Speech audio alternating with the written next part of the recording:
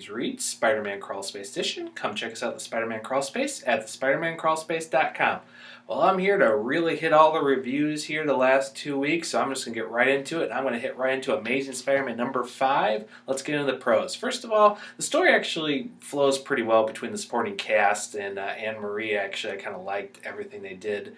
And I did like that they're getting some progress, especially between Peter and J. Jonah Jameson, because they are old friends. They are stepbrothers now because of J. Sr. married to Aunt May and everything. So it was good to see that, but that's really where the issue stops.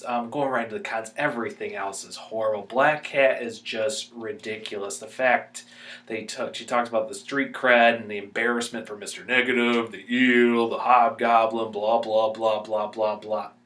It's bad.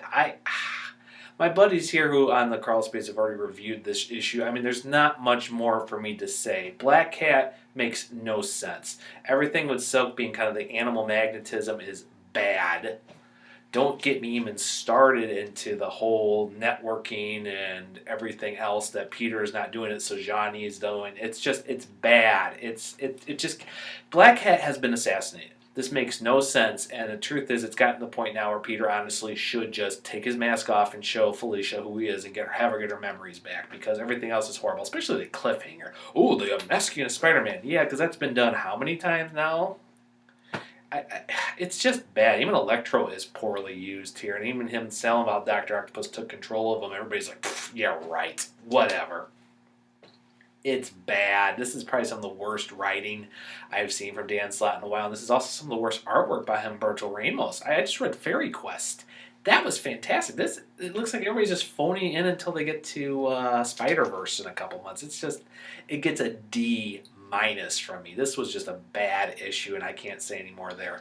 But I'm going to uplift a little bit to Superior Spider-Man 32, the actual prelude to Spider-Verse, which is by Dan Slott, Christo Gage, and Gamaki, and right into the pros here. It goes perfect. I mean, this is actually like saying hello to an old friend. Slott has Dr. Octopus perfect and how he gets in the Spider-Man 2099 timeline. Also explain that he really isn't in Miguel O'Hara's actual 2099 timeline, and then find out about the whole Spider-Man's being killed by someone, which of course is Morlun, and the fact that a possible alternate version of him, or whoever Kern is going around trying to spearhead it. And it just works great because Otto just uses his intelligence, gets through the machine, makes the holographic of Anna, everything. He puts it perfectly, and the artwork by Kamani is just fantastic.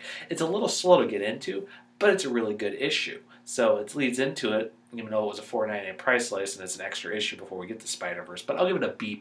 It's a really good issue and such miles above Amazing Spider-Man number 5. Well, speaking of 2099, off the Spider-Man 2099 issue 2 here, right into the pros here, this works very well. Miguel is still continuing his voice and him getting settled into the current timeline here in the past. And I really love how he gets in with his cast member, especially his neighbor, who she has leukemia, which he was wondering what was going the problem here, as well as dealing with crime and trying to keep Ty Stone from going too far and doing Alchemax. And actually, everything with Liz Allen, him explaining who he is and why he's there, it works perfectly. And this is probably the best characterization I've seen of Liz. Even when they have a kiss, it makes sense. The only con is here, this is a lot of prelude stuff. There's a lot of character work, which I'm not going to argue. Peter David hits it perfectly. It works really well.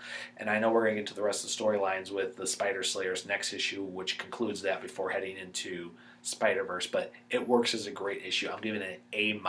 Really, really good issue on that one. Well, going from 2099 to the next side over here at Ultimate Spider-Man number 4, Miles Morales here, right in the pros. The issue is fantastic. The fight between Norman Osborn and Miles Morales is fantastic, as well as the cast members' reaction in the public.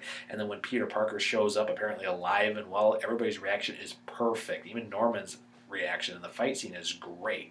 I mean, it's a great issue. The only con is the end when the police are surrounding both Spider-Man and the Green Goblin, and then basically this is tying a little bit into the Fly Twins, which, they've been calling the Spider-Men, because this might be them, but otherwise, it actually works really, really good as an issue. It gets an A, solid A. It was really, really good.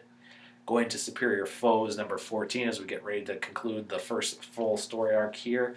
Pros.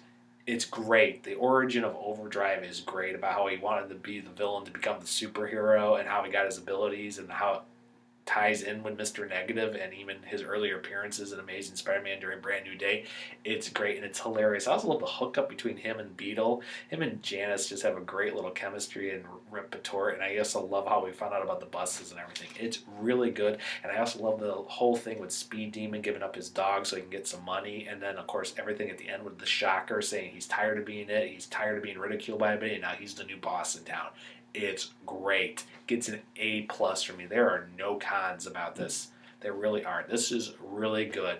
So there we go, everybody. D minus, A minus, or I should say B plus, A minus, A, and A plus. We got to roll along the board. So on that note, everybody, I will see everybody later for Around the Spider-Verse and Villains Profile, and I'll catch everybody later.